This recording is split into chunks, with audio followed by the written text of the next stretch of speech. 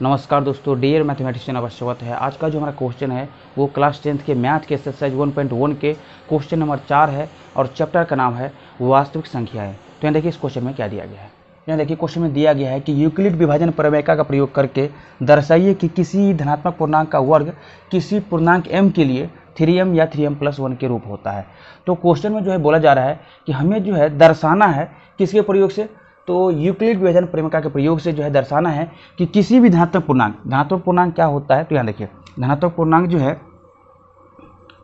धनात्मक पूर्णांक जैसे कि आप लोग जानते हैं कि पूर्णांक जो है हम लोग क्या लिख सकते हैं, तो 0 इधर 1 2 3 और इधर जो है लिख सकते हैं -1 -2 -3 डॉट डॉट।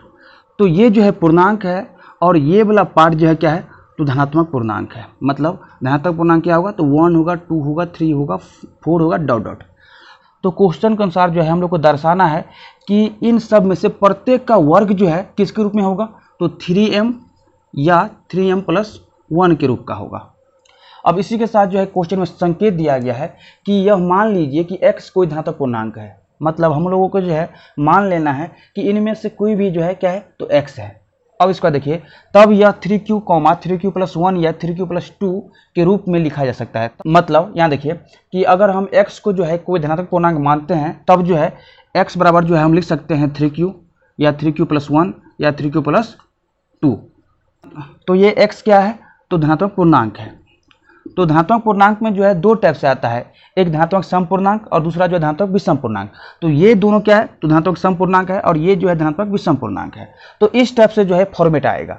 अब इसका देखिए इनमें से प्रत्येक का वर्ग कीजिए, मतलब इनमें से जो है प्रत्येक का वर्ग करना है और दर्शाइए कि इन वर्गों को 3m या 3m+1 के रूप में लिखा जा सकता है। मतलब अगर हम इसको वर्ग करेंगे तो क्या होगा, x² + 9q²। अब देखिए इसको जो है हम लिख सकते हैं 3 × 3k²। अगर हम इसको m मान लेते हैं तो इसको जो है हम लिख सकते हैं 3m लिख सकते हैं। तो इसी रूप में जो है हम लोग दर्शाना है। अब जो है इसको डिटेल से बनाते हैं। तो यहाँ देखिए हल, यहाँ पर जो है मान लेते हैं, माना कि x कोई धनात्मक पूर्णांक है, धनात्मक पूर्णांक है और यहाँ देखिए और b बराबर 3। यहाँ पर जो है b बराबर 3 हम इसीलिए माने हैं क्योंकि दी गई संख्याओं का जो रूप है वो किस रूप में है, तो 3m या 3m+1 के रूप में है। तो यहाँ पर जो है लिख लेते हैं कि यहाँ b बराबर 3 इसीलिए माने हैं, b बराबर 3 इसीलिए माने हैं क्योंकि दी गई संख्याओं का रूप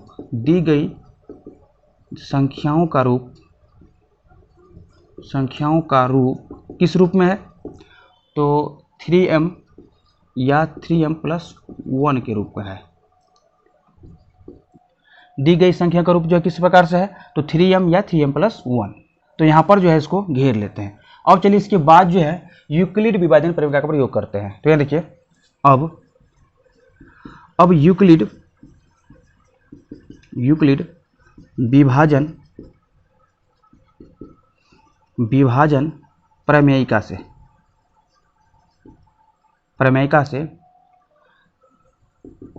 x बराबर क्या होगा, तो bq + r होगा। अब देखिए जैसे कि हम लोग पढ़े हैं कि यूक्लिड विभाजन प्रमेयिका से जो है क्या होता है, तो a बराबर bq + r होता है। तो जहाँ पर a है तो इस क्वेश्चन के अनुसार जो है, इस संकेत के अनुसार जो है हम क्या माने हैं, एक जगह तो x माने हैं। तो जो रूल इसमें फॉलो होता है वही रूल जो है इसमें भी फॉलो होगा। तो यहाँ पर जो है क्या होगा, तो 0 ≤ r b। मतलब r का वैल्यू जो है 0 और b के बीच में है और आवश्यकता अनुसार जो है r का मान 0 भी हो सकता है। अब देखिए इसमें भी क्या होता है, तो r का मान जो है 0 और b के बीच में होता है। अब देखिए x तो ऐसे ही रहेगा, x b की जगह क्या होगा, तो 3 होगा, मतलब 3q + r। और ये r का मान कहाँ से कहाँ तक होगा, तो 0 ≤ r <3, क्योंकि यहाँ पर b की जगह क्या आ गया है, 3 आ गया है। इसीलिए जो है यहाँ पर हम इस इक्वेशन में b की जगह 3 रख दिया है। अब देखिए यहाँ पर जो है हम लोग जान लिए हैं कि ये x क्या है और ये बी क्या है। अब इसके बाद जो है हम लोग जानते हैं कि क्यू और आर क्या है। तो यहाँ देखिए क्यू जो है क्या है, तो एक अऋणात्मक पूर्णांक है, तो इसको जो लिख लेते हैं क्यू एक अऋणात्मक पूर्णांक है। अऋणात्मक पूर्णांक कहने का मतलब क्या हुआ कि क्यू जो है क्या है, तो एक पूर्ण संख्या है, पूर्णांक है, मतलब हम लोग जो है अऋणात्मक पूर्णांक जो है पूर्ण संख्या बोल सकते हैं। इसी तरह से जो है आर क्या होगा, तो आर जो है क्या है, तो पूर्ण संख्या है, पूर्ण संख्या है, पूर्ण संख्या है, मतलब आर बराबर क्या होगा, तो 0 होगा, 1 होगा और 2 होगा। यहाँ देखिए इस आर का मान जो है 0 और 3 के बीच में है, तो 0 और 3 के बीच में है तो आर बराबर 0 भी होगा क्योंकि यहाँ पर बराबर का चिन्ह है। इसके बाद जो है आर बराबर 1 भी होगा और आर बराबर 2 भी होगा। 3 नहीं होगा क्योंकि यहाँ पर जो है इक्वल का साइन नहीं है, मतलब आर का मान जो है 3 से कम हो सकता है लेकिन 3 नहीं हो सकता है। अब देखिए यहाँ पर जो है आर का मान कितना आ गया, तो 0, 1 और 2 आ गया। तो यहाँ पर जो है हम लोग बारी बारी से जो है केस 1, केस 2 और केस 3 लेके जो है क्या करेंगे, तो हम लोग दर्शाएंगे कि धनात्मक पूर्णांक का वर्ग जो है किस रूप में होता है, तो 3m या 3m+1 के रूप में आता है। केस 1 को जो हम लोग लिख सकते हैं कि स्थिति 1, स्थिति 1 में जो है यहाँ देखिए जब r का मान जो है, जब r का मान 0 है तब जो है यहाँ देखिए तब x बराबर क्या होगा, तो यहाँ देखिए इसमें जो है r का मान 0 रखेंगे तो x बराबर क्या आएगा, तो 3q आएगा, मतलब 3q + 0 जब करेंगे तो ये जो है क्या आएगा, तो 3q आएगा। अब इसके बाद जो है क्वेश्चन के अनुसार जो है हमें इस धनात्मक पूर्णांक का जो है वर्ग करना है, तो चलिए वर्ग करते हैं। तो क्या होगा, x² बराबर 3q का होल स्क्वायर। तो यहाँ देखिए x² बराबर क्या होगा, तो 9q²। इसको जो लिख सकते हैं कि x² बराबर 3 × 3q²। अब देखिए इसको जो है हम लोग m मान लेते हैं, इसको क्या मानेंगे, तो m मानेंगे। तो यहाँ देखिए x² बराबर क्या होगा, तो 3m होगा, जहाँ m बराबर जो है क्या होगा, तो 3q² होगा। अब देखिए क्वेश्चन के अनुसार जो है हम लोग दर्शाना है कि किसी भी धनात्मक पूर्णांक का वर्ग जो है किस रूप में होता है, तो 3m के रूप में होता है। तो इसीलिए जो है यहाँ पर हम m बराबर क्या माने हैं, तो 3q² माने हैं। अब चलिए इसके बाद जो है हम लोग स्थिति 2 में चलते हैं। तो यहाँ देखिए स्थिति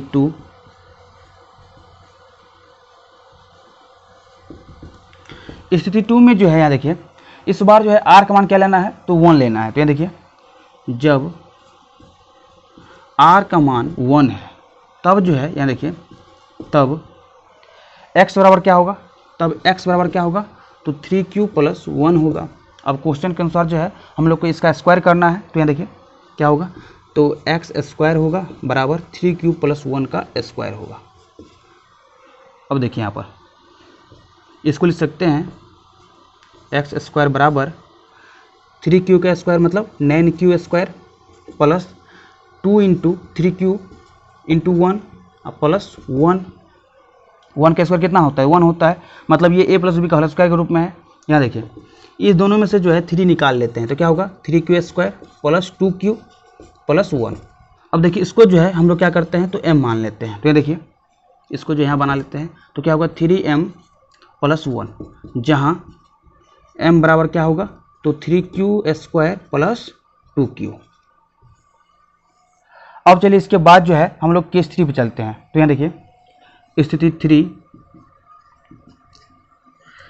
3 में जो है जब r का मान जो है क्या होगा, तो 2 होगा, तब x बराबर क्या होगा, तो 3q + 2 होगा। इसको जो है घेर लेते हैं स्टेप से। तो यहाँ देखिए क्वेश्चन के अनुसार जो है हम लोग को इसका स्क्वायर करना है, तो क्या होगा x² बराबर 3q + 2 का होल स्क्वायर। यहाँ देखिए x² बराबर होगा 3q का स्क्वायर मतलब 9q² प्लस 2 × 3q × 2 प्लस 2 दूनी 4। अब देखिए यहाँ पर इसको जो लिख सकते हैं x² बराबर 9q² प्लस 2 दूनी 4, 4 × 3q प्लस 3 + 1। अब देखिए यहाँ पर x² बराबर क्या होगा, तो 3 जो है इसमें से कॉमन ले लेते हैं, तो क्या होगा इन तीनों में से जो है 3 कॉमन ले लेंगे, तो क्या होगा, तो 3q² प्लस 4q प्लस 1 कोष्ट क्लोज प्लस 1, मतलब इतना में से जो है 3 कॉमन ले लिए हैं और कॉमन लेने के बाद जो है ये आया है और प्लस 1 जो है पहले से ही हम इसको सेटअप किए हैं, मतलब 4 को जो है 3 + 1 लिखे हैं। अब देखिए यहाँ पर जो है x² क्या होगा, तो इसको जो है m मान लेते हैं, तो क्या होगा 3m + 1, जहाँ m बराबर जो है क्या होगा, तो 3q² प्लस 4q प्लस 1। तो फाइनली जो है हम लोग लिख सकते हैं कि किसी भी धनात्मक पूर्णांक का वर्ग जो है किस रूप में होता है, तो 3m, यहाँ देखिए 3m या 3m प्लस 1 के रूप में होता है। तो ऊपर वाला जो है मिटा लेते हैं। अतः किसी धनात्मक पूर्णांक का वर्ग 3m या 3m प्लस 1 के रूप का होता है,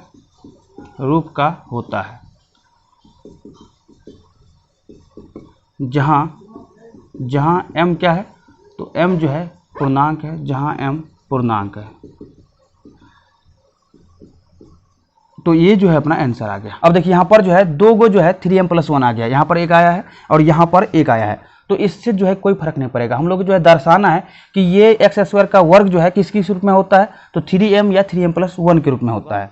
तो हम उम्मीद करते हैं कि आपको जो है इस क्वेश्चन का सोल्यूशन बहुत ही अच्छा समझ में आया होगा। तो अभी के लिए इतना ही। इस वीडियो को ज़्यादा से शेयर कीजिए और अभी तक इस चैनल को सब्सक्राइब नहीं तो सब्सक्राइब कर लीजिए। धन्यवाद।